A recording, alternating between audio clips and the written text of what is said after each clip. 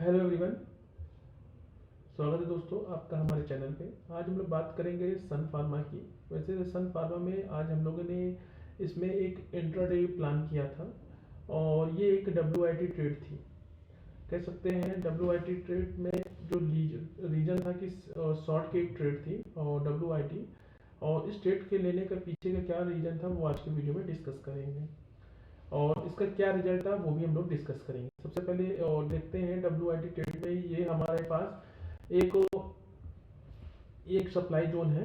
ये RB16 drop कह सकते हैं, एक रैली बेस के साथ ये ड्रॉप। वैसे लोकेशन की तो कुछ क्लोजिंग लोकेशन तक खास नहीं है, लेकिन ये कह सकते हैं कि इस वीकली किस डिमांड जोन को ख़त्म करने में इम्पोर्टेंट रोल किसका है, इस वीकली के सप्लाई जोन का, जहाँ पे हम लोगों ने इसको लोकेशन कंसीडर किया है। बात करते हैं डेली टाइम फ्रेम पे। तो डेली टाइम फ्रेम पे हम लोगों ने देखा कि यहाँ पे 125 मिनट का एक सप्लाई जोन था जिसने इस वीकली के सप्लाई जोन को खत्म किया था। यानी कह सकते हैं कि 125 मिनट के एक सप्लाई जोन ने एक वीकली के डिमांड जोन को खत्म किया है, तो यानी कि इसको ब्रीच किया, क्लोजिंग दी है। तो हम लोगों ने यहाँ पे 125 मिनट पे एक ट्रेड प्लान की और हुआ ये कि जब ट्रेड में एंट्री मिली उस समय क्या कंडीशन थी वो मैं आपके साथ डिस्कस करने वाला हूँ। तो उसके लिए हम लोग ट्रेडिंग जर्नल पे जाते हैं और ट्रेडिंग जर्नल पे जाने के बाद हम लोग ये वाला चार्ट ओपन करते हैं। ये ट्रेड नंबर 1 थी हमारी।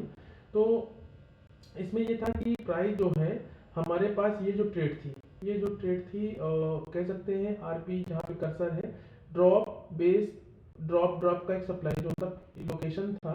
तो वीकली टाइम फ्रेम में वीकली सप्लाई जोन ने वीकली के डिमांड जोन को ब्रीच किया, इसलिए इसको कंसीडर किया लोकेशन। फिर हम लोग चेक करते हैं ट्रेंड। तो ट्रेंड किस पे चेक करते हैं? डेली टाइम फ्रेम पे। तो this picture show below the time frame trend down as per advanced trend and then I decide on 125 minute time frame. कहने का मतलब है कि डेली टाइम फ्रेम पे हम लोग को देखा कि एक ये डिमांड जोन ब्रीच हुआ और एक ये डिमांड जोन ब्रीच हुआ, तो दोनों के नीचे क्लोजिंग दिया, तो कहीं ना कहीं ट्रेंड हमारा डाउन था।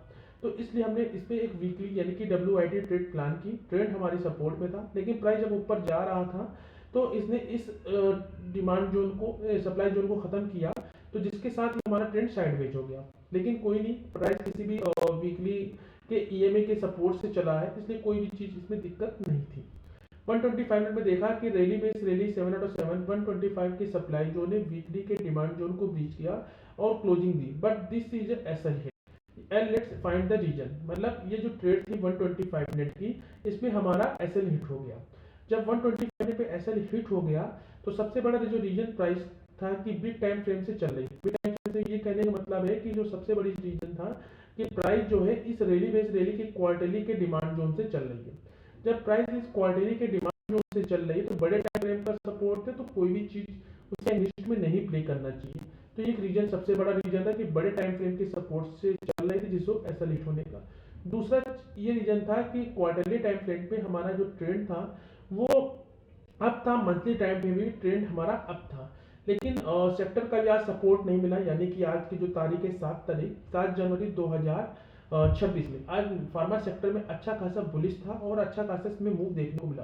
तो दूसरा रीजन ऐसा लिट होने का ये था। इसलिए हमें ये जरूर देखना चाहिए, TADA करना चाहिए और ये देखना चाहिए कि कोई भी प्राइस जो है वो बड़े टाइम फ्रेम की डिमांड जोन या सप्लाई जोन से हिट होकर ना आ रही हो। तो ये चीज था ऐसा लिट होने का। फाइनली इस ट्रेड में हमारा एक एसएल हिट हुआ, इसलिए इस ट्रेड से हम लोग इस ट्रेड से एग्जिट हो गए। तो अगर बात करें ट्रेडिंग जनरल की, तो हम लोग ने जनरल अपडेट कर लिया। बात करते हैं एक्सेल की। तो सन फार्मा में WIT ट्रेड, इसका एग्जीक्यूशन 125 मिनट था। हमने सेल किया, ट्रेड मतलब एंट्री बनाई थी और ट्रेड स्कोर तो 7 ऑफ 7 था, कोई दिक्कत नहीं, ट्रेंड साइडवेज था। रिजल्ट ये था एसएल हिट हुआ, एंट्री हमारी इतने पे थी, स्टॉप लॉस इतना था, टारगेट हिट यानी कि 55 क्वांटिटी थी और ओवरऑल 455 रुपए का हमारा एसएल गया। तो ओवरऑल ये सन फार्मा की ट्रेड थी।